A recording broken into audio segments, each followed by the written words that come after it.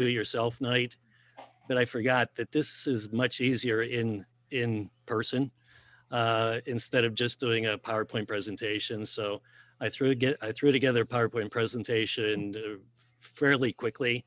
So don't criticize my photography. This is a photography club, and it's probably the worst photography I've ever done to put these pictures of the stuff behind me in this presentation today. Um, I was going to have an overhead cam, but I realized I don't have a long enough cable to get it above my head. So I do have a GoPro. So when I'm demoing something, there might be a little delay when I switch between cameras, right?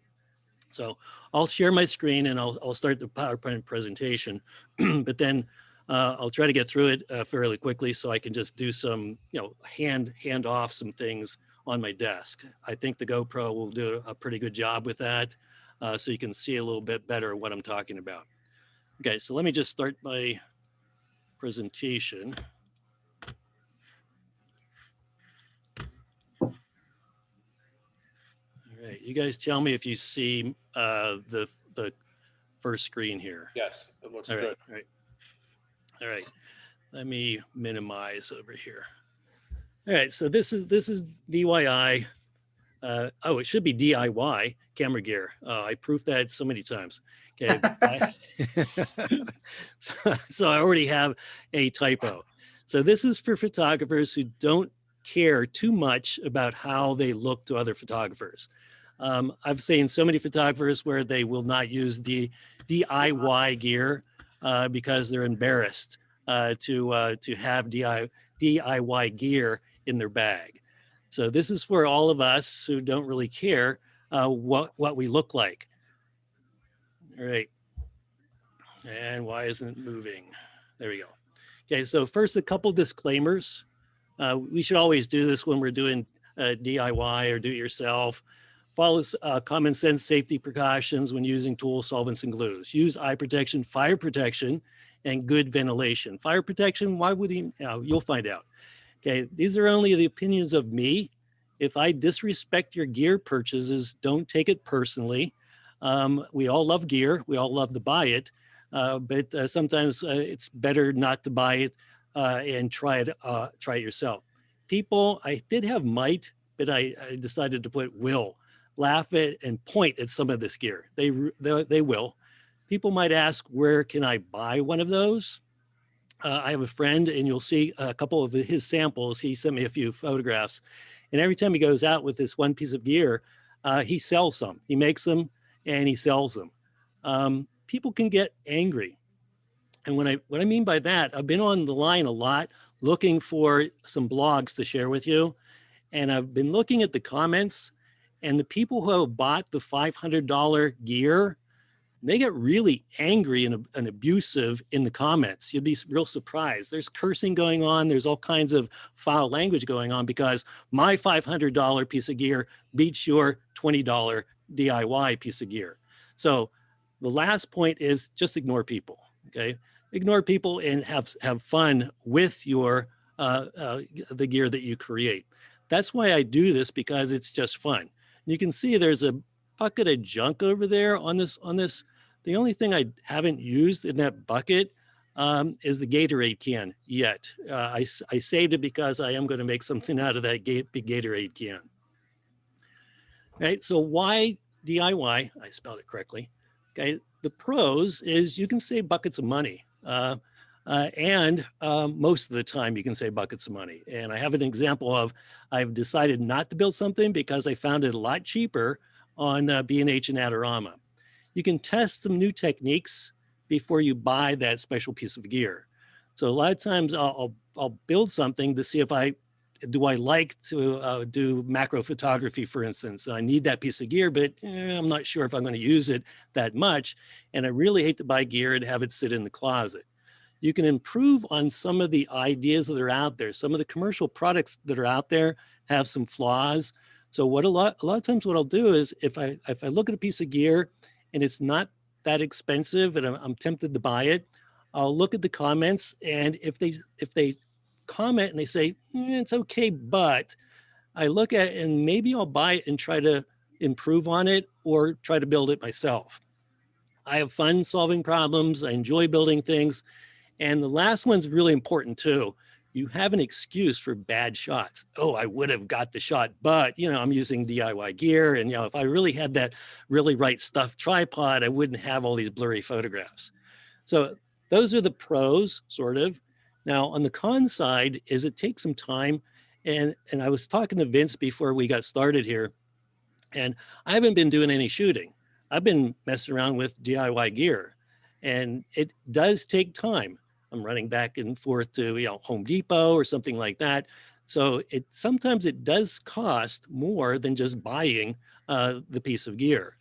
The cost of the trial and error. I don't know how many times I built something, I tore it down, I built it again, I tore it down again, and I'm buying extra pieces. Most of the DIY gear, the portability and durability isn't always as good. It's not always true, but the portability is a problem. A lot of times when you're building your own soft boxes, for instance, they don't normally fold up. And if you invest the time and the materials to create the portable and the durable, a lot of times it's cheaper to just to buy the gear. You look like an amateur when you're using DIY gear a lot of times. And this is one thing my wife has been talking about all week long, is it can be addicting to, when you get into building your own gear. Okay, so where do we start? When I talk about that, where do we start with ideas? First of all, I should have put that one in the top. We can start on the internet. The internet is a great place because most of what I'm going to show you, except for maybe 2 or 3 things here, I didn't come up with the ideas. There's tons of this stuff out there. And one of the best places I've found is to go onto Pinterest and, add your interest and just put do-it-yourself photography gear. And I get all kinds of stuff flooding into my email box. There's the DIY photography blogs, and there's a couple blogs I'm going to share with you too. So the dollar stores where I get it. Vince kind of lied to us. Everything I'm going to do tonight is not from the dollar store. I think that's how we premise things. So some of the things are maybe $2 or $3. I can't park my car in the garage sometimes because I save everything. I'm going to use that. I need that. Just ask my wife. Thrift stores are great. Office supplies, of course. Remnant shops, for instance, those little pieces of fabric that would make a great background. Recycling, some call it garbage, some call it trash. We just call it building materials. And you'll see some of the stuff that I really like that I came up with this week is just recycled materials. Construction sites. I don't go into construction sites. What I mean by that is we just had our roof replaced, our windows replaced. And instead of having them haul away all the window sashes and all the old window screens, I said, well, just put them in the garage for me. Not all of them. They took half of them. But I kept a lot of the sashes for the glass and the frames. And the window screens make great screens or diffusers if you just hang something over top of those really, really light frames. I like them because they're all aluminum frames. Okay. And of course, the auto and hardware departments, I've repurposed a lot of things for DIY gear. Okay. So what can we build? What we're going to do tonight is we're going to talk mostly about little things, light modifiers, some specialized supports, and just some fun effects. When in September, I believe, right, Vince, I'm going to do my second talk. So I realized when I started putting this together, a lot of my DIY gear is more lighting effects, like light painting tools and things like that. So I'm going to save those for in September. We're going to have some fun with some of those lighting effects. Okay. So first thing we're going to talk about is some easy to make light modifiers. The ones on the table, some of them you can find on the web. Of course, the rubbing alcohol bottle, that makes a half decent diffuser. And the one that's on the left, it looks like an actual bot bounce card. That's a spray deflector from a garden sprayer. I didn't use it. We used it to put some detergent material on the back deck, and I didn't worry about the overspray. And it makes a great bounce card. It actually looks professional when I put it on the flash. And yes, those are balloons. And so we're gonna create a couple diffusers here. Now these are not mine. I just pulled these off of the web because I'm not going to rebuild everything that I see on the web. But that craft foam makes really nice little diffusers. You can cut it and bend it into shape. That craft foam is about 50 cents a sheet for the 9x12s. You can see on the left-hand side, they cut it. And if you go onto that website, they do have the template that they used. And they just have a Velcro strap to hold it on. So it curls around the top and you bounce it. On the right-hand side, that's just the same thing. It's the craft foam. It's a sheet of white and a sheet of black. It makes it look a little more professional when you use it that way. And they just wrap it and use a Velcro strap there also to shape that snoot.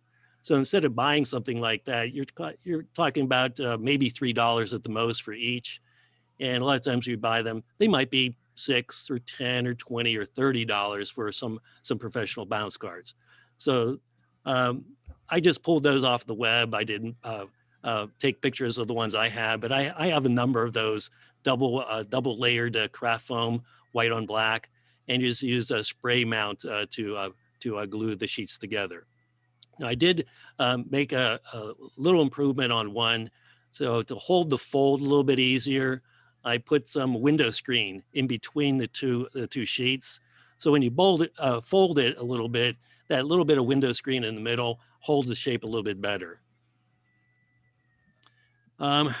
These are the materials that I had the most fun with this week right here. All the materials that you see here are going to make probably the best diffusers I've ever made out of junk. So the total cost of these diffusers is just the balloons. So I got a $1 bag of balloons at the dollar store, and I think they were, I can't remember, 20 some balloons. They're white, they're latex balloons. That silver disc that you see up there, that's the cover for takeout Chinese rice. So I saved a bunch of those. It seems like we have a lot of containers this year. We haven't eaten in for a long time. So we have a lot of takeout containers, one a week at least. So that's 52 times 2 times 4. We have a lot of them. So I stacked a bunch of them up, and the round ones are the ones I'm going to use here. So it's just those takeout containers and one big paper clamp that I had in the drawer. So the total cost of this whole project is about $1 for the balloons. Okay. Now what we're going to do is we're going to make 2 different types. My camera doesn't have a pop-up flash anymore, so I actually borrowed one, a Nikon with the pop-up flash. And the pop-up flash is the biggest problem when you're running around and you're using a flash. So the first one we're going to make here is out of those top pieces: a balloon, the silver card disc, and the paper clip. All right, so here's the steps to create this this bounce or diffuser. And it's actually sitting behind me. There's one of them behind me back there. That's that dome that you see back there. That's just a white balloon. So you blow up the balloon. That's probably the toughest part of this whole thing, just blowing up the balloon at my age. Okay, you punch a hole in the middle. Punch a hole in the middle, and I actually punched the hole in the middle. I kind of guessed with it once I cut the wedge out of it. And I'm guessing at the wedge. I just cut a wedge, because what we're going to do is we're going to fold it around and make a half a cone. Okay, you punch the holes for the rubber bands or elastic. You attach those, and then you insert the knot of the balloon in that center hole, that little slot. Leave a little bit of slot before the hole. And what you get is this shape right here. So once I wrap it around the pop-up flash, it basically makes a giant a dome, light dome for us. Now, I got the idea because somebody did this is a quick way of diffusing your flash. Just blow up a white balloon and hold it in front of your camera. So I was using that, and I'm like, I'm not going to do this. I'm going to go hold a balloon. So I created this holder. So the purpose of that paper clip, let me go back one. I didn't use the whole paper clip. I just used the metal part. So I took the one part, that metal part, out of there. and you have those little legs sticking off to the side. So you got to be careful here because you're sliding it into the sides of your hot shoe. None of the metal of that paper clip is touching any of the contacts in the hot shoe. That's something you want to be careful of. You slide it in with your camera off. Okay, so once it's in there, the thickness of that size paper clip is exactly the thickness you need to snug it in there. And the purpose for that, if you look on the right-hand side, is just to hold that balloon from flopping back on your head and back on the pop-up flash. Okay, so what we have is we have the cone and the silver. So when the pop-up flash hits the silver, it bounces up into the balloon. And then it creates this giant dome. Okay, now this is, I've named this my bozo bouncer because of the balloon. And this picture is a bozo using a bozo. That's in a totally dark bathroom. So I'm just shooting it in the mirror so you can see what that light dome looks like. So the pros are it's cheap, it's very light. One of the problems on putting these do-it-yourself things on top of your camera, they tend to be heavy. This is very stable with that little paper clip in the back. And you can adjust the size by blowing up the balloon bigger if you want to. So it's very portable. It deflates very fast with a pin. So it's easily collapsible. And the cons are it's a balloon. So I wouldn't use this if I was shooting in, say, a rose garden or out in the wild because it's a balloon, but I can always blow up another one. Okay.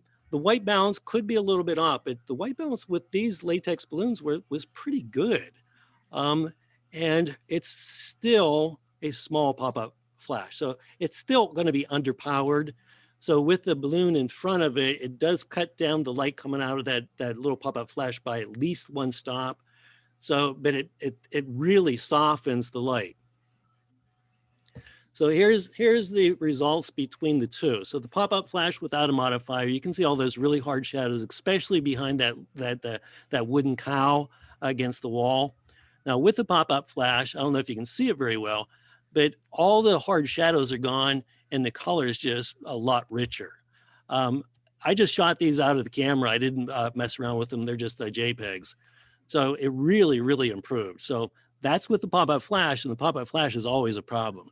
I haven't tried it with portraits, but I'm guessing it's probably going to cut down on the red eye quite a bit too, because the light is really, really diffused. So that's $1 just for the balloons. Okay. So again, the problem is you still are using a pop-up flash. So here's the Speedlight version. Okay, so with the Speedlight version, I'm using the dishes. Question on that last one. Does the balloon interfere with the metering through the camera? I'm doing everything on manual right now anyhow. So if I adjusted things, I did bump the exposure compensation up because the flash is underpowered with the balloon in front of it.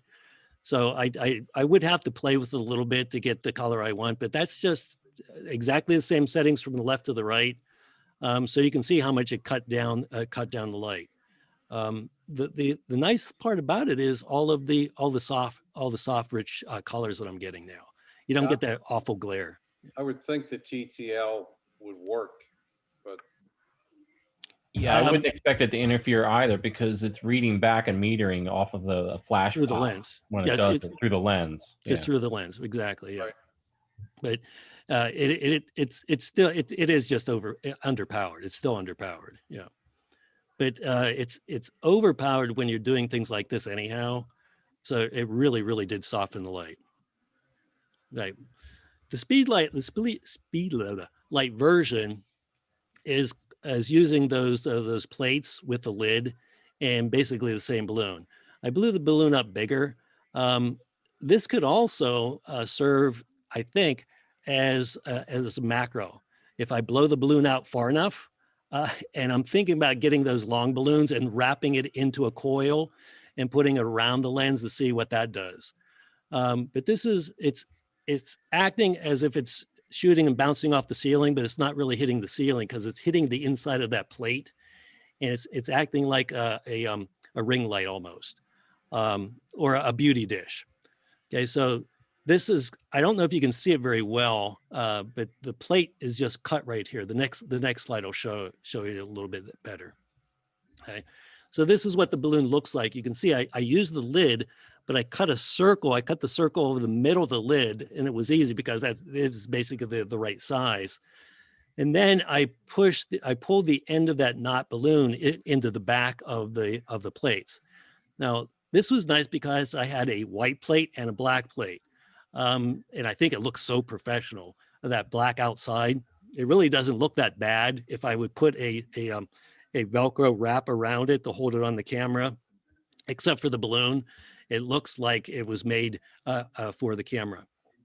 Okay. So again, you can blow this balloon up bigger, and the bigger you blow up the balloon, the more translucent it gets. So it lets out more light, and you get a bigger dome too. Here's what it looks like on the back. And I cut this for a very small Godex light. It's the smallest one they make, so I have a very small opening there. So if I put it on my full-size flash, I'd have to cut it a little bit bigger. There's some adjustments I'm going to do here, but I just cut a slot, and I just shoved the speed light in there, and it doesn't fall off. I can wrap an elastic or Velcro strap around it to make it more secure. I was surprised how stable it really was. So that's the cut in the back of the two plates, and you can see the balloon pulled. That knot is pulled through the back. And here's the difference between with this is on the SB700, the Nikon flash, so it is a more full size without the modifier. Okay, that's just shooting straight at an angle like I'm going to do with the balloon. And you can see the hard shadows, and then with the modifier. So it does a really good job as far as softening all that light. The shadows are gorgeous. Now I am getting some bounce off the ceiling because of the dome. So it's not directly at the object. So I am getting a little bit of that ceiling bounce. And it is a white ceiling in our kitchen. So I'm getting a nice white bounce from the ceiling too. But it really does a good job. If you look underneath that goofy chicken thing, that really hard shadow, and underneath the cowl. This is something that, I was just searching for ideas, and I saw that balloon thing, and I used some of the recycling in my recycling bin. Now, these are three other ones, and you've probably all seen the alcohol bottle, the rubbing alcohol bottle. That's been around for a long time. A lot of people argue it's just as good as what's the expensive one out there? It's been around for a while, the Tupperware looking one. It's not. Okay, the alcohol bottle, any of these white bottles, I didn't bother with a milk bottle, a milk jug, because they all have a little yellowish tint. The type of plastic, it does give you a little color tint. You really can't tell in these, but there is a little bit of white balance shift there. So the alcohol bottle was almost as good as the Nikon modifier. So I do have that cap, the Nikon cap on the speed light with the Nikon modifier. But the one I like the best is that spray shield, that garden sprayer shield. I'm bouncing it off the ceiling, but because of that bounce card, it does have a little bit of curve, so it wraps. So it does wrap the light into the scene. So that wasn't free, but since I never really used it with the sprayer, it's almost like a free bounce card. Now I have shot through it, and the white bounce, that's the most stable plastic of the junk that I have. It is white. It doesn't give that weird yellowish tint that the rubbing alcohol bottle would do, or the milk carton does. So these are just some really quick ideas. You can't see there, but what's holding it on is just some hair bands. So that's another dollar store thing. You get a big ball, a big thing of hair bands. They're just fabric covered elastic bands. So I try to keep it the dollar store vibe right now. So that cost me nothing really, because it was part of the junk in my garage anyhow. Now you see that big kiss, the lips. That's one of those can cozies, and you've probably seen that also. I don't have any shots with it, but that I cut the bottom out of it. It fits over my speed light, and I just use that as a snoot. So it's just black foam inside and out. So it focuses the light and into a snoot. I haven't made any of those black plastic straw grids for it. The snoot or the grids, the flash grids. I don't want to take the time to. I don't really do a whole lot of studio and portrait shots, but once in a while you do have to snoot your flash, and I find that works just fine. And again, that's $1 at the dollar store, and it has a really cool lips on it, so I think that really looks professional. Here's one that's been around for a long time. Has anybody ever used this one? This is not $1 because you can't just buy $1 worth of this stuff. But if you buy a roll of this, I think it goes for about $14, something like that. It's a vinyl. It has a corrugated. It's a corrugated vinyl. It's fairly stable. It does have a little bit of a yellow tint if you hold it up with the light, but it doesn't really shift the white balance that much. So you get a roll of it, and you can probably make 6 or 7 of these things, and just some Velcro. And that one really works well as one of those bounce cards. Now, to improve on it a little bit, you can put some of that foil tape on the backside so it bounces more forward. But what you're getting, again, you're getting that bounce off the ceiling, and you're also getting a big dome of light off of that really small flash. So with speed lights, you always want to make the flash bigger to make it softer. And this is one of my favorites because I don't have to worry about it popping like that balloon. If I was going to use one, I'd probably use the dumb balloon one that I made more often than this one. But this one it folds flat in your bag. It doesn't take up any room, and it gives you a nice big dome of light. And because that those corrugated bumps, it really disperses the light. Has anybody ever used this one? It's been around for a long, long time. And that address at the bottom, he has more of a description of how to make it and how to use it. But it just wraps around the outside of your speed light with some Velcro, some hook and loop. That's in this case, it's just stapled to that material. Now, this is something that I used to do, but I don't do so much anymore. And the reason I don't build softboxes is because they take too much time, and you can get some really, really cheap softboxes now. So if time is money, these are not worth it because they're not worth it if you need to make them portable. Okay, that's the one thing I don't like about it. These work really well. The one on the far left, it's made of that black foam core. You can find that at Staples. You can find it at art stores, and it's not cheap. So to buy a whole sheet of that, it's not $1. The material I'm using on the front side, that's left over from my drafting days. So that's drafting vellum, and it is a frosted vellum. I use 2 sheets of it for these because it really disperses the light. You can use almost anything on the front of that, tissue paper, anything. But I don't have the plans for this, but you can kind of see that it is beveled on the inside. It uses that silver tape on the inside also. That tape is in the furnace departments. You seal ductwork with it. It's very reflective. So it's all sealed. So it's not the cheapest do-it-yourself softbox, but it works well. And I have a screw in the back of it so I can hook it to a light stand or some of my do-it-yourself light stands. The second one that has that big paper clip, that's one I just did for this project. That's a strip light, and it's laying right behind me right here. Let me bring it forward if maybe you can see it. So you can pretty much see the size of this thing. Now, this, I feel like I cheated on my DIY gear because this box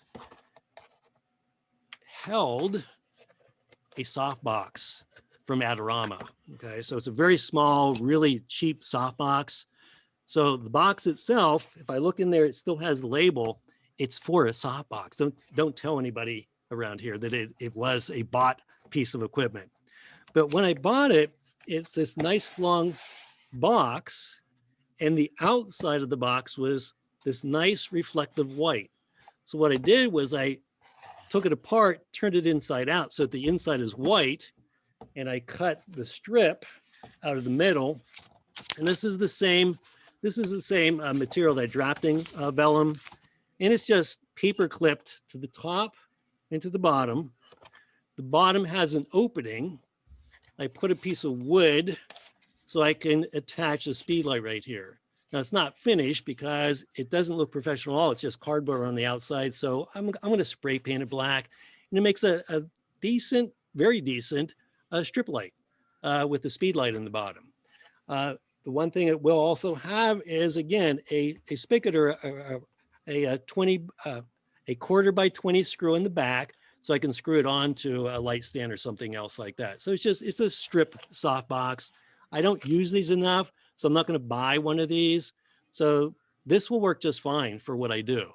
But that's something that I built because I was doing this workshop, and because I just happened to have that long box, and I kept it so that I could make that. So these are with on the right-hand side, those are with the actual speed lights firing off inside of them. And you can see it does give you a nice flat light. And it could be improved on, but the problem again is that box that I just made there, it's going to fall apart when in a couple uses. I'm going to have to glue it back together. And they're not portable at all. You know, if I drop something on any of these, they're just going to be flattened out again. You can see the material on the foam core one is held on with some Velcro tabs, self-sticking tabs, and the speed light just sits at the bottom of that box. So it does what I need. I don't do a lot of portrait work. I wouldn't take this to any kind of a professional portrait shoot, obviously, but if I need some soft light, it works really well. Bob, your modifiers, how do they affect the catch light when you do portraits? Oh, there's more. I don't do portraits. So you mean the big ones, these? These here. These here? You're going to get a big glow. Okay. So it's almost like a small softbox, that balloon one. It's going to be a big dome. It's not going to be a small, it's going to be a catch light. It's going to look like that shape of that balloon. These are going to be, this one right here is not going to give you a really nice catch light in the eyes. This one does give you a decent catch light, but it's not like those round beauty dishes and things like that you see all over the place. I don't do portraits, but I do have material here that I could make a beauty dish really quick from the dollar store, and I'm sure it'll work just fine. The problem is it's a little bit heavy, so it wouldn't be sitting on top of my camera. But as far as catch lights, I don't shoot much portraits. But anything that's round like that balloon is going to give you a decent catch light. I gotta move through here. Okay. Oop, went too far. All right, this is just some dollar store stuff, and every time I go in there, they normally have this kind of stuff in there. This is just dollar store color gels, and this is if you don't care about the color because you can't, adjust it with bought gels. But these do a decent job if you just want some blue and some purple and some yellow and some green. Of course, if you layer them on top of it, you get the mix of colors.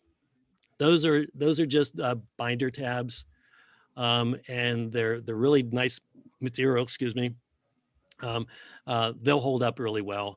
I have a round Godox flash, and it has a round filter holder. So I cut a bunch of these, so I have those different colors I can just pop in there. And the cutting boards on the left-hand side right there, they're a heavier material, so they'll really hold up. But they're very translucent too. I haven't tested as far as how many stops I lose, but when I'm doing stuff like this, and I don't have the sample I was going to put up here. I did some smoke images, and I didn't color them inside Photoshop like a lot of people do. I just put some of this stuff in front of those flashes, and it did a really nice job. The cutting board on the back, that chopping mat, There's two in that package for a buck. I've used that for a lot of things, just to diffuse some light. And I also laid it on top of a sheet of glass with the light underneath it to simulate frosted glass. And it does a really good job to have that frosted glass, because if you don't have a light table, don't go out and buy a light table. Buy this, get a piece of glass and put a light underneath it. And it works really well. That thicker cutting board, again, that's $1 from the dollar store. I've used that just to block the light without totally blocking it. And that does a nice job as a surface. It's kind of small, so you can use that for, say, maybe some macro stuff. But again, all of this is dollar stuff. So it's $1, $2, $3, $4 worth of stuff right there. And if you buy actual gels, these are not going to replace professional gels in no way. But if you just want to throw some color light out there, I can put it in front of these shop lights that are off to the side over here, and turn the room into blues and greens and things like that. It's just a little thing, and it's fun to play with. I say frosted backgrounds because that's a larger cutting mat back there. It does a real good job. I took most of this stuff. I lost most of this stuff last fall because I had to take it down to the morgue. So we did some cutting in the morgue, and I'll talk about that later. All right, oops, went too far again. All right, PVC light stands. If you don't have enough light stands, this is something that you might not do so much anymore, because when you add it all up with all the piping and the fittings, you can probably buy a cheap light stand. And if you look at the used departments at B&H and Adorama, you can find some of those lightweight light stands. But I like this design the most.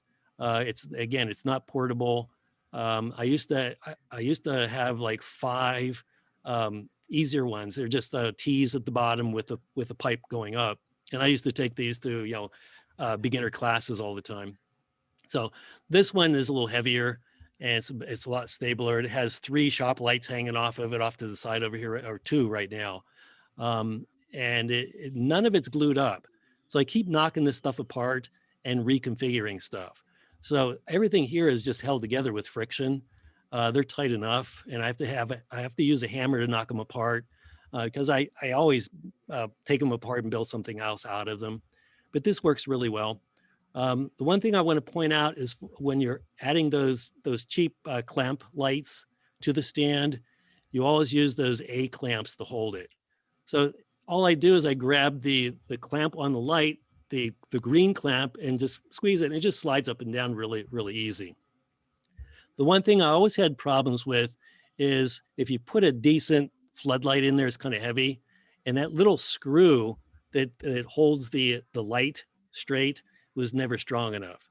So there's a little tiny A clamp, one of those little 1 inch or half an inch A clamps right there, and that's enough friction to hold a decent size of floodlight up without it flopping down.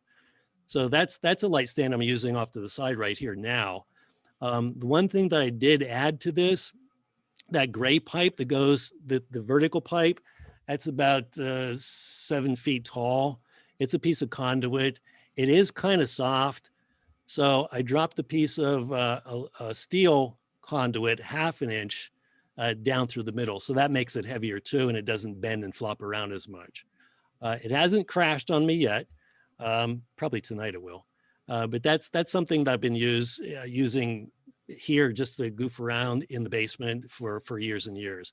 I used to have about 3 of the simpler ones, and I cannibalized it to make this one right here because it's a little bit heavier and stabler.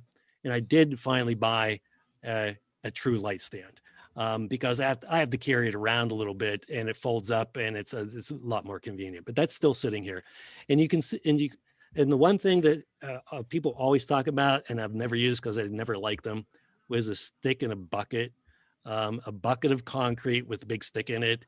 That never helped me much, but it works just fine. You get a 5-gallon bucket filled with concrete and stick a big 2x2 in it, and it works just fine.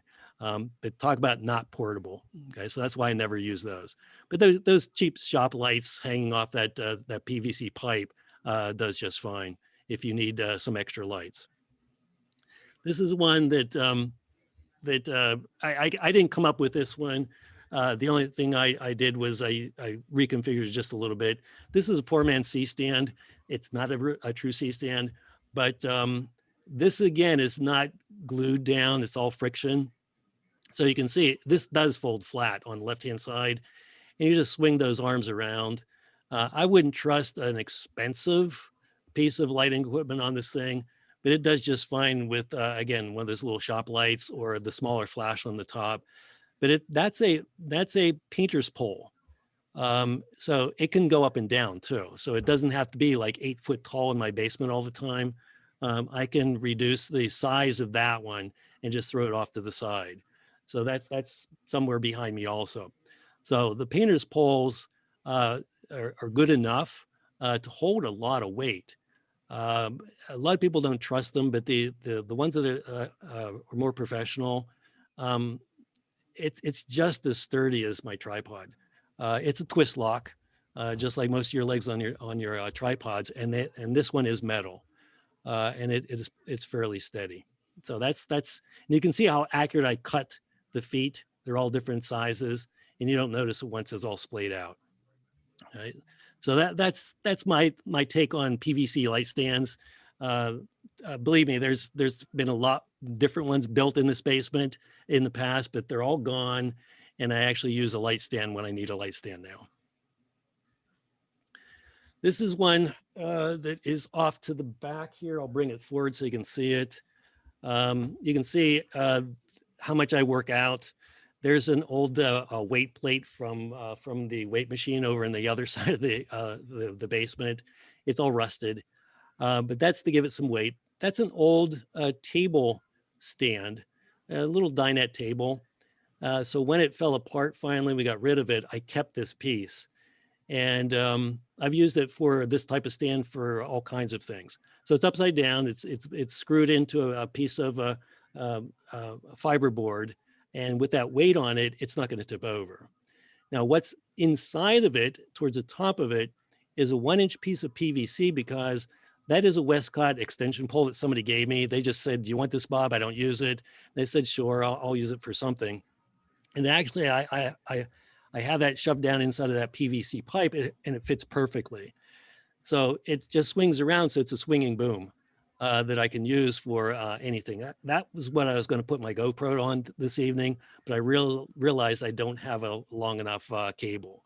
But that's an upside down table leg, and you'll actually see some of those on the web too. People who have used these, they buy a new one. This is just an old rusty one that I salvaged, and that's one of my favorite pieces of equipment down here in the basement. Is that stupid upside down table leg. The one on the right hand side.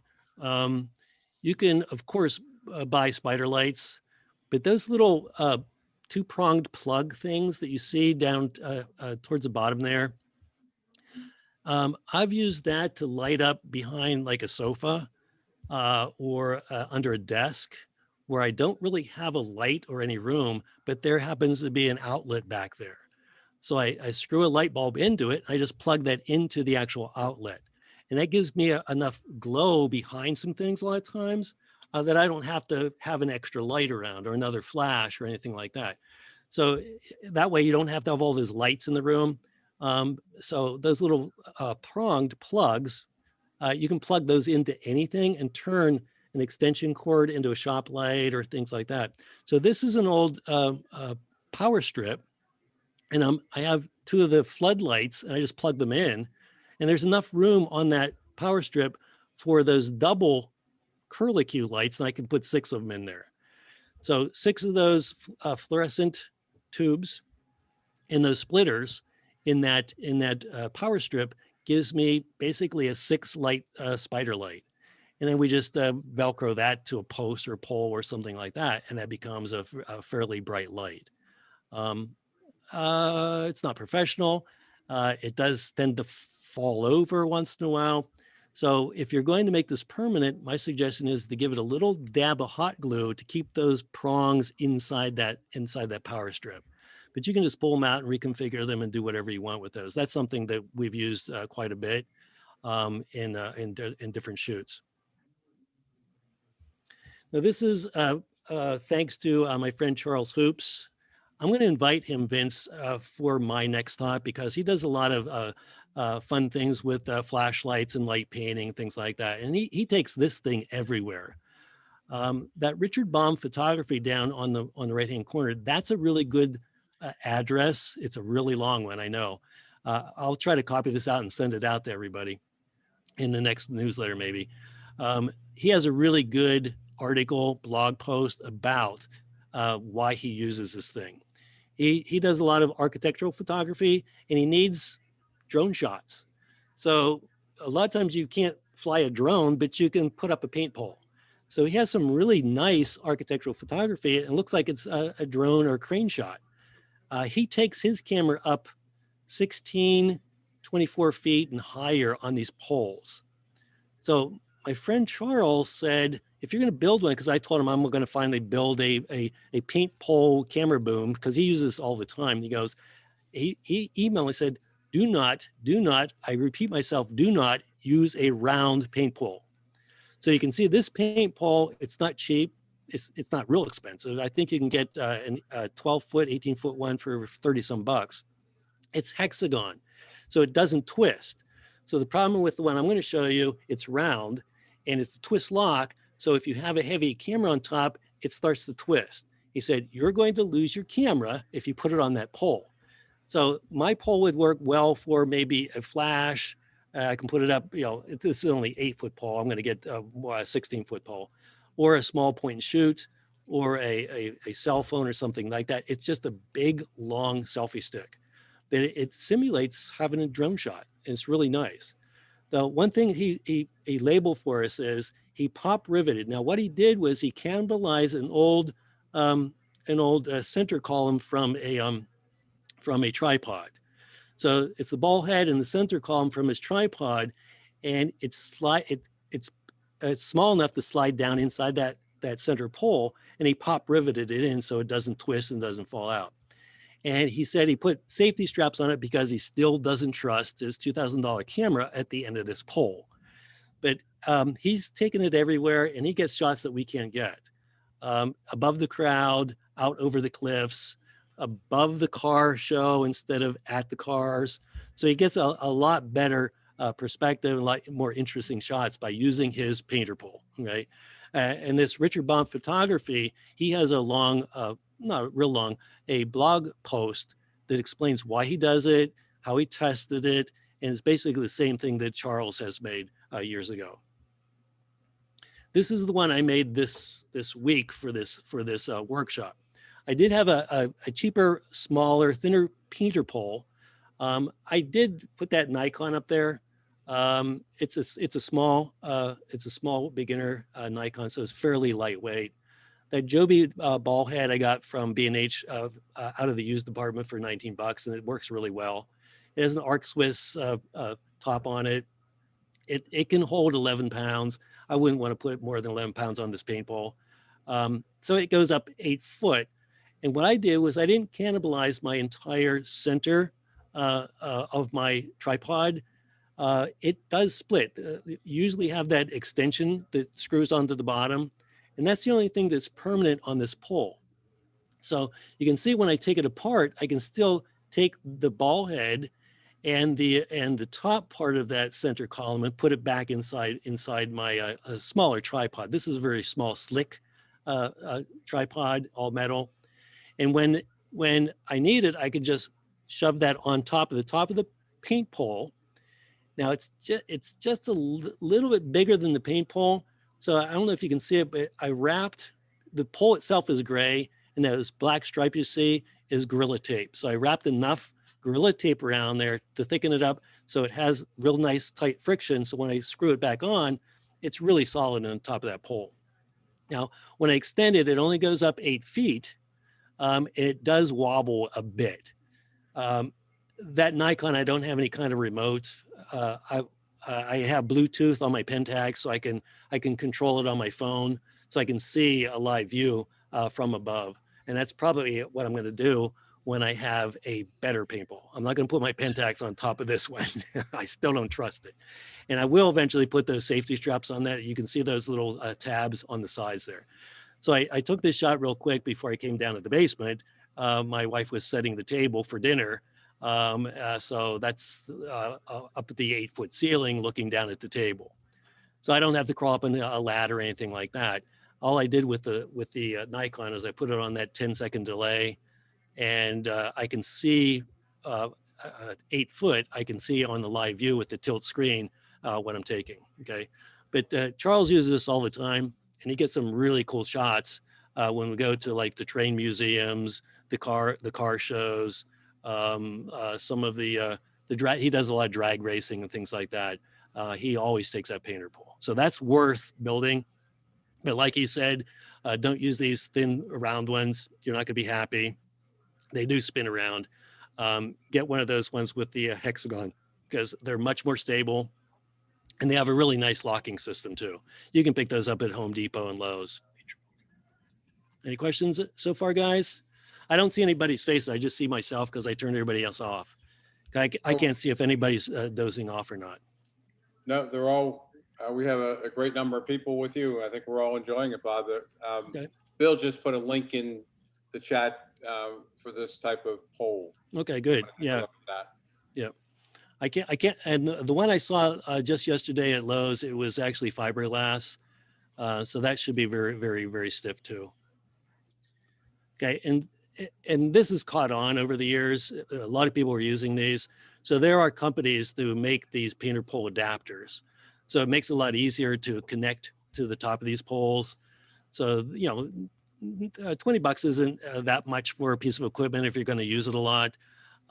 It still doesn't have the pole, but this is a lot easier way of, you know, getting that 16 or quarter inch or 3/8 inch screw head at the top of that. I don't have one of these. I can't recommend it one way or the other, but I know they do make these now. And this, I believe, is from B&H. All right. Now this is Charles over there on the right-hand side. And this is something that he made many, many years ago. And he gave me his prototype. So that's my camera on his prototype over on the left-hand side. This really works. This really helps. And you can actually put a pole up inside that handle. That handle is just from an old power drill or something that he had. And the bracket is an old flash bracket that he had. He cut the side off the flash bracket and he used that. So I can just screw that into my foot of my lens here. And it really does stabilize that camera. And it's for like when we're out at the horse races or the car races or something. Even a monopod is a pain to drag around. You're not going to use a tripod, so it's all that action stuff. And what it really helps, I found, is panning shots. It really stabilizes your panning shots. You can see how he's holding it. He's holding it real tight. These are just 70 by 200 lenses, so they're not his biggest lens, but he uses it on his 500 lens. And he never takes it off that lens because he's always shooting action sports. So that's just you know, that's really a DIY that he came up with many years ago. And every time he goes somewhere, somebody asks him, where can I buy one of these? He gives them his card and they pay him to make another one. And he's been making these out of old crutches. So he's a mason. He travels all over the place. And if he sees an old pair of crutches in the trash, he jumps out and grabs them and he makes these out of old crutches with some quarter by 20 knobs and screws, and everybody loves them. So this is something that's fairly easy to make if you have those scrap pieces. But if you're going to do a lot of action sports, this really does work. The ones he's made are a little bit longer and lighter. This is just the first prototype on my camera on the left-hand side there. Fred Smith, fitness instructor and podcaster, started a new business during the pandemic.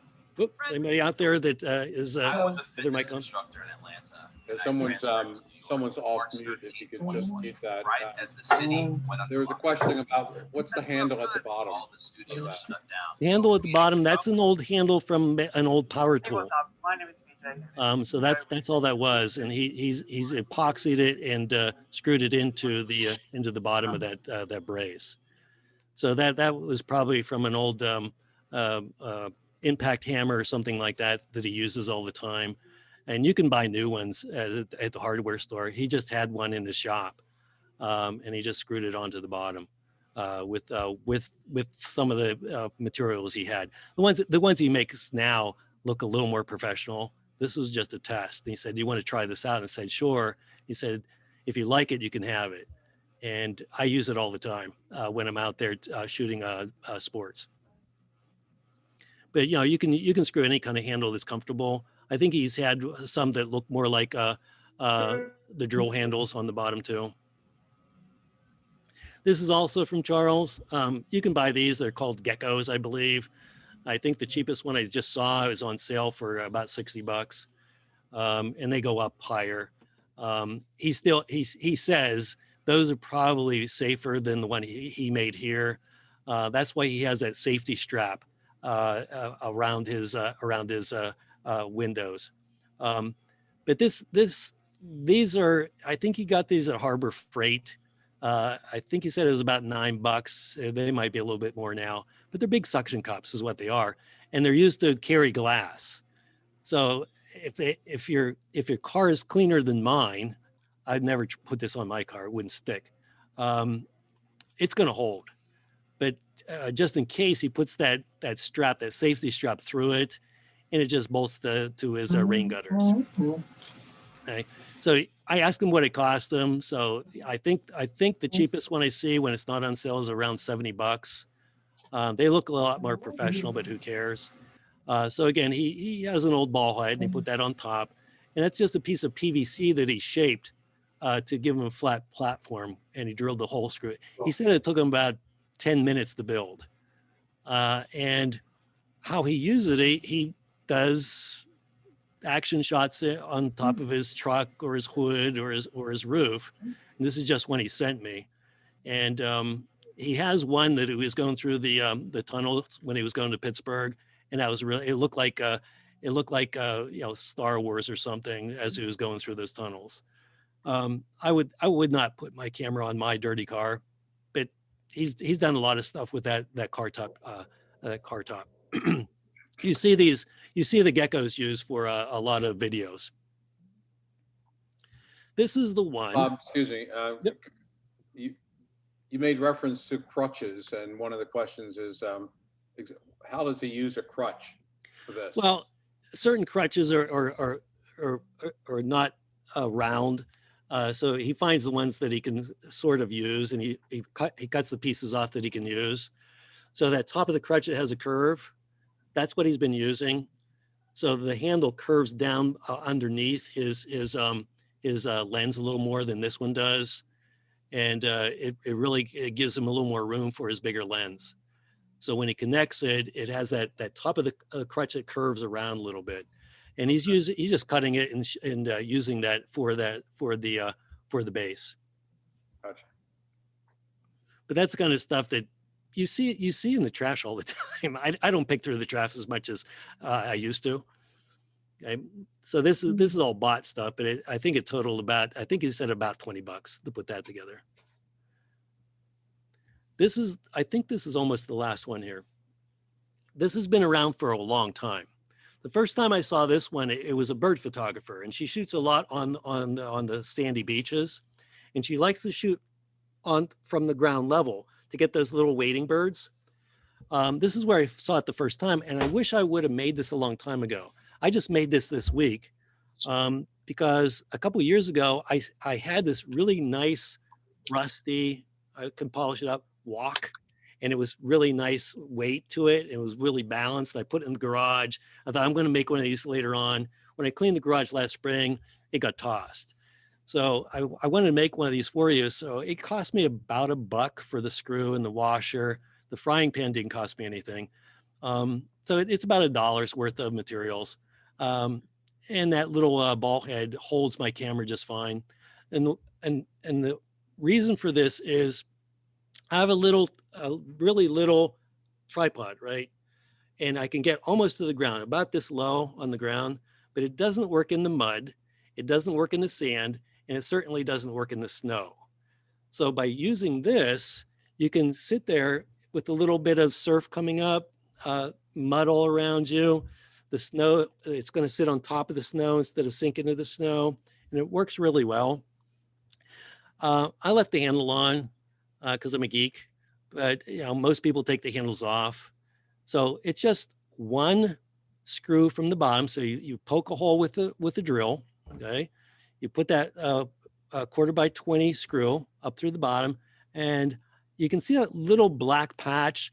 That's a little piece of roofing, waterproofing, because there is a hole underneath there. So I put that on the inside so that when I screw the ball head down, it has a little bit of stick, so it doesn't slide off. And then underneath, I put another one, so I sealed the screw underneath. So that's $1 worth of equipment, right? And it really does work. And where I saw somebody recommend this, I forget her name. She does a lot of bird photography over in like Long Island and the Jersey and the Delaware Shore, and she uses something like this. So this has been around for a long time, but now they make these, okay? So this is off B&H. You can see it, it's a top seller, but look at the price. All it is a frying pan that with some ribs. I bet it's no more stable. And in the description, it says it has a flared curved sides. It's 1.5 inch tall. It's 10 inch in diameter. And because it's called Naturescapes Skimmer instead of a frying pan, they're charging us $99. Now that professional, maybe this is her design. I don't know. I don't know who invented this, but most of the time this DIY stuff, somebody made first, right? So now they're selling frying pans for $99. And it still doesn't give you the ball head, okay? But if you want to look professional, you'd probably buy this. This is something, see the Bob's version on the right-hand side? I couldn't find the one. They have something like this for about $9.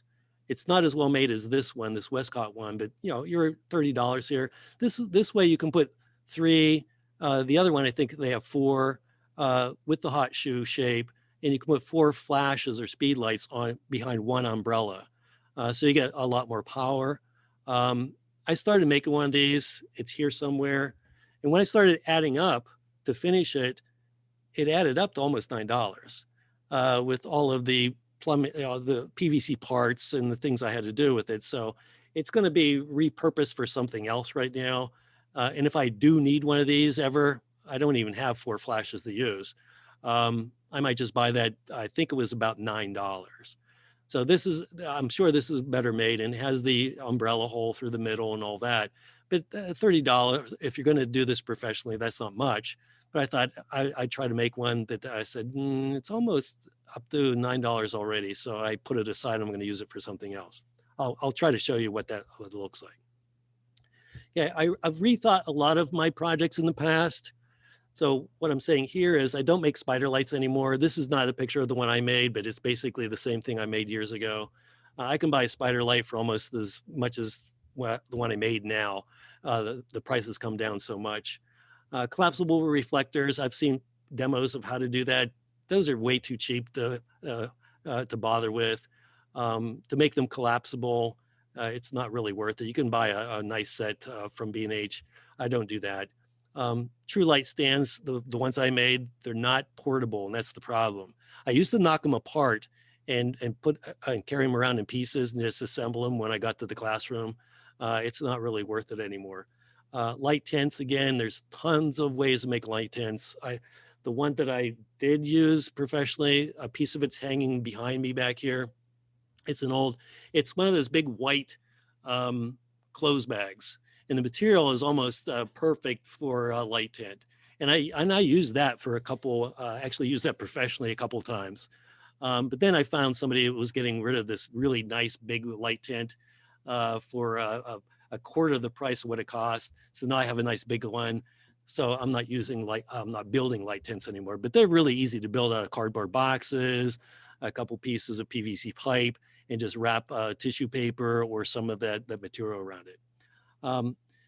Those big stoppers, those ND filters, a lot of people will buy a piece of welder's glass. I've seen people use that. It's almost not worth it anymore because welder's glass isn't dirt cheap, but it's still cheap. And it's just too much fiddling around on the computer. If you're really going to do a lot of that kind of neutral density filters, you have to have a good one. You can play with welder's glass. It works really well as far as the big stop.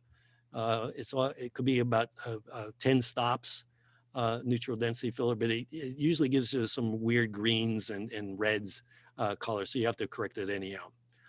That spider light, that's the address across the bottom. Okay. If you really, I got the pieces here if you want them, if you want to make your own. But those spider lights on the cheap side, this isn't worth making anymore. DIY to-do list. I'm gonna do this for you for September. I don't know if you've ever seen those better beamers. Bird photographers will use it with their flash, and what it does, it throws that flash twice as far. Basically, all it is a piece of magnifying sheet with some holders on the side. That's pretty easy to make. I think for my speed lights, I want to make one for the pop-up flash. So I've tested just holding it, and I haven't gotten the right yet. So I promise in September, I'll have a better beamer for your pop-up flash and make it really easy to connect to your pop-up flash.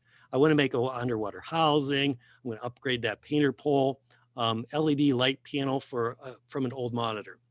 I'm also going to mention that in September. If you have an old, nice size backlit monitor, save it for me. And I'm going to share the website through the newsletter. You can make some really cool panel lights. Now, it's not going to be from the dollar store because you have to buy the LEDs. So there's a guy's blog that I'm going to share with you for September. So in the back of those LEDs or the monitors, TVs, it's the best diffusion material that you can buy.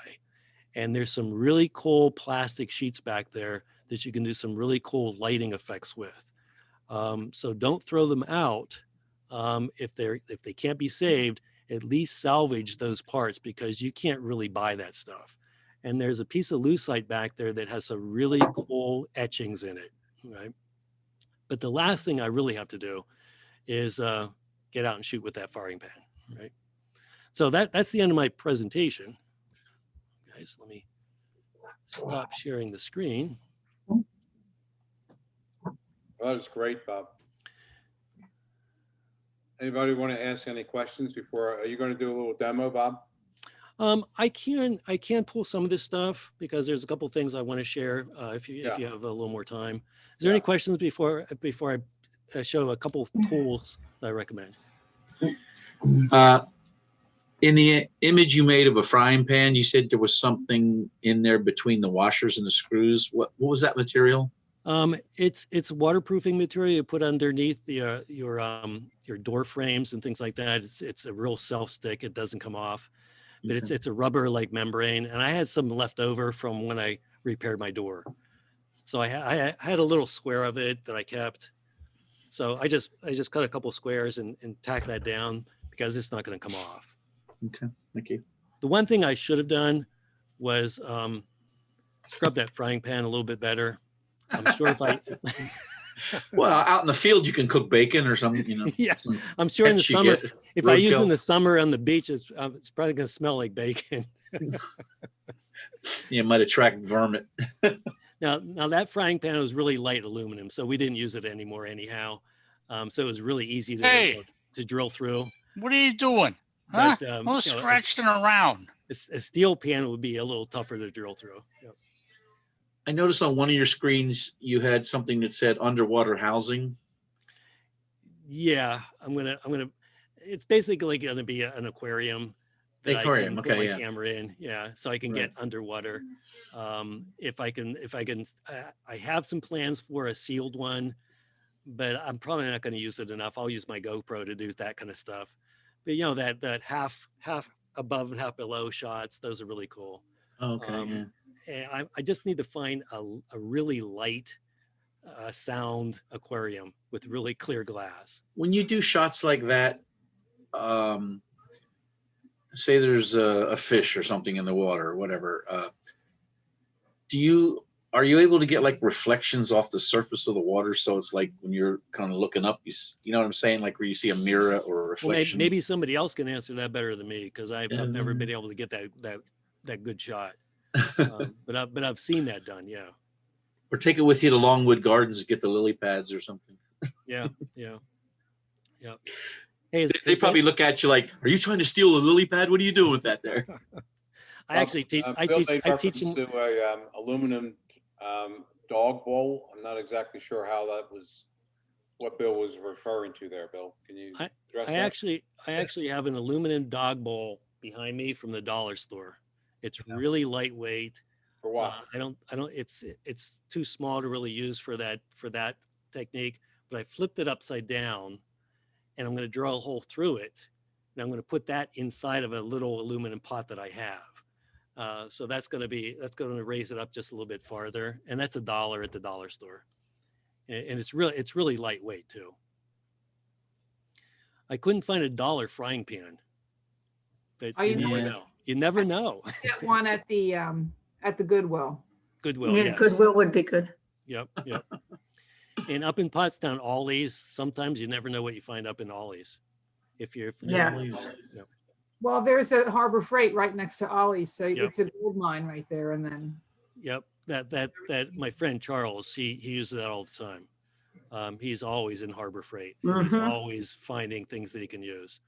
That glass suction cup, that's where he got that, at Harbor Freight.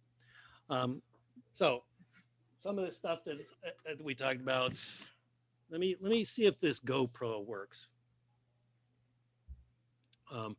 If you want to see some of these close up, hopefully. Yes, please. And I should come on. There we go. This is that speed light one. Okay, I don't know if you can see it very clearly with the lights Yes. right up here. Yes. The balloon was a little bit bigger. It's been sitting here for about 3 days. You know what balloons do, but it's held up pretty well. So it was a bigger dome 2 days ago. But all this does, it just slips over the speed light. Okay, now this is cut for a fairly small speed light, and there's one small hole in the back. So the knot of the balloon just, you stretch it and you pull it back there, and it's not coming out of this thing, right? Now to collapse it, it's really easy, and I was going to do that with you inside the mic, but I don't think I'll do that. I actually have all these little bamboo skewers that I got from the dollar store, and I've used those for holding things all the time, and that would be a great deflator, and I can sell that for $5 extra on B&H, I think. Just to You got to patent it first. You got to get a U.S. patent. Yeah, exactly. This is the material I was talking about that's inside in the back of those, your TV sets, your monitors, your laptops, or whatever. This is from the laptop, so this is very thin material right here. That is great diffusion material, because that's what it is. It's very high-end diffusion material inside those monitors. Underneath that, you have this weird, it's almost like a magnifying glass, but it actually splits the light. So I can't use that for that better beamer, because it actually throws the light in 3 different places. So it spreads the light behind there. So that stuff you can't get in sheets. There's another piece of it. Okay. So it has some weird effects. This is another piece. This is all from my old laptop that I couldn't revive. This is a little bit thinner diffusion material. This is the reflective back. It's pure white. It's great for using reflective materials. This is that little laptop I had. And then this, I don't think you can see this, but on the top level, there's this plastic material and it's etched, and it has all these little tiny patterns in it. So I'm going to lay this on top of glass and try to catch that etching with some reflections. I think that might be interesting. The bigger one, this is from a monitor. And this is what I was talking about here. I don't know if you can see this. It's really hard to see in this light. Yeah. But it's a thicker polymer, and it has dots laser etched in this thing. So this could be used for some special effects background or something like that. I'm going to keep all this because the project itself is to use all this and make an LED panel. And it's really cool. I'll share that website with you. It's a guy who does some really high-end, expensive DIY projects. But this kind of material, this is worth just taking it apart and getting this stuff out of it, right? Because this would make a much better diffuser than the stuff I was using, because that's exactly what it is. Right? So, Bob, are you saying that's in every laptop screen? the laptops are more difficult to take apart because it's glass and it always cracks all over the place. If you're going to do anything, do a monitor with a glass front. I have an iMac. It's that big 27-inch. It's ancient. It's dead. Normally I just take it to Best Buy or something to recycle it, or a shop that might just want it for trash. That's going to be a really big piece of LED light eventually. Well, So that's in my closet upstairs. I replace a lot of Chromebook screens from students. I have just thrown them away, but you're saying if I take that screen apart, there could be some stuff in there that might be cool Yeah. to keep. There's usually 2 layers of diffusion. That layer of that plastic, like that weird magnifying glass stuff.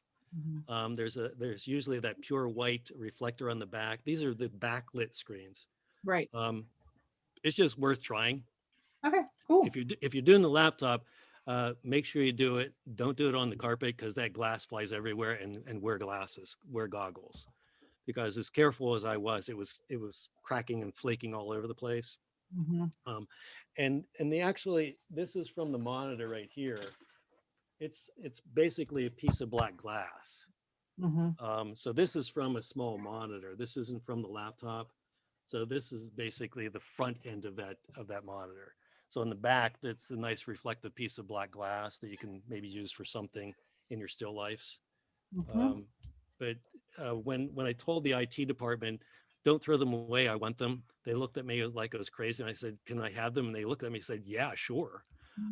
So I ended up with 4 of them that day because they're just going to toss them in the dumpster. So that, I tossed most of it, and there's a bunch of aluminum that I just put in the recycling. But it's worth it. Now, if you're doing a TV, a lot of the backlit TVs, big screen TVs, if I see one on the side of the road, I'm going to grab it because the same thing is in there, just that big. But when you're pulling those apart, and I'll share that website with you. Be careful of TVs because they have capacitors in them, and they might be unplugged for a day or two, and it's still going to give you a pretty good jolt. So just be careful of pulling those apart.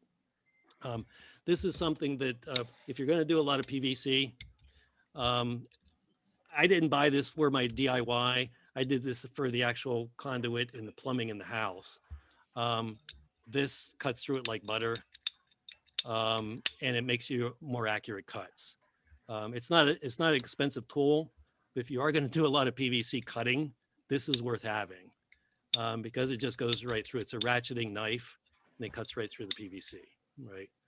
I used to cut it with hacksaws and stuff like that, but when I had to do plumbing and I had to do conduit work here, this saved me tons of time, and I use it when I'm cutting up these things around the house. See, I still have some of these if you want to make almost spilled my drink. If you want to make a balloon bozo bouncer, I still have these tops from the rice foil containers. That's where those came from. They're just stiff enough to be able to use. Behind me, I don't know if you can see it, but over there is a survival blanket, really thin stuff, reflective. And actually you can shine lights through it. It's not opaque. You can see through it. And I've seen people or read that people used it for a neutral density filter. I don't believe them, but you can see through that thing if I shine light through it. There's a shower curtain behind me. And we never throw them out. I've just cleaned them. That's a really good diffuser. Those two squares back there, front and back. I don't know if you can see it. Can you see it? Front and back, those are small, cheap car shades. So the front's black, the back's silver. Those are really cheap foldable reflectors. This is a box of junk, but and I don't know if you can see this. Well, here's that foldable PVC light stand. So like I said, nothing's glued. So you just lay them out like that. Okay. And then it's a paint pole. So it just goes up like and twist it. So now it's instead of 4 feet tall, it's or 3 feet tall, it's 6 feet tall. So that's the one I kept because I can collapse it. It's really light, so it can't hold anything real heavy, but it can fold flat, and I can put it aside. Right. This is the paint pole I made. Like I said, hopefully you can see this. This is what I meant by this piece right here is the only part that I camelize out of my small slick tripod, because I can still unscrew this part, and those fine screws take a while, and it comes off, and I can put that back on my tripod, so I don't have to waste the whole tripod that way. That's something that Charles, he just had an old broken tripod, so he just used the whole center column. One thing that I always am upset about is my tripod's not tall enough. So here's the tripod that I got that center column from. This is going to be replaced because this is real cheap. So this now I have a lot longer center column, and it's a paint pole. So it can really go up, okay? This is too flimsy. This is a really cheap paint pole, but it fits inside that center column. Now the other paint pole actually fits in the center column of my bigger tripod, and that's never tall enough either.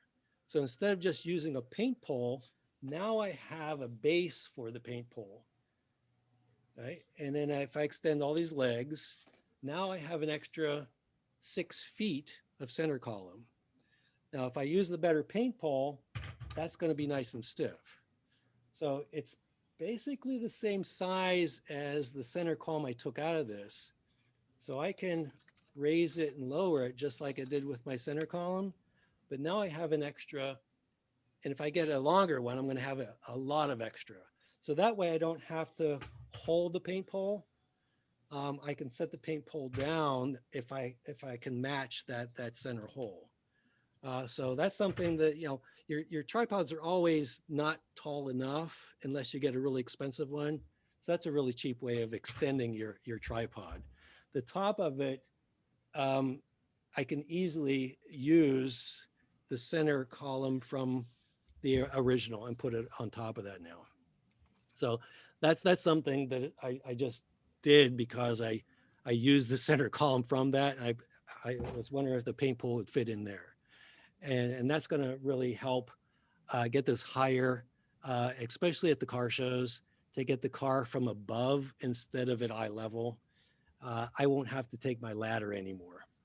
I can just use a taller tripod with my phone, because I can control my camera through live view on my phone. If you have that Bluetooth in your camera, that really helps. So it's, I guess it's 9 o'clock, Vince.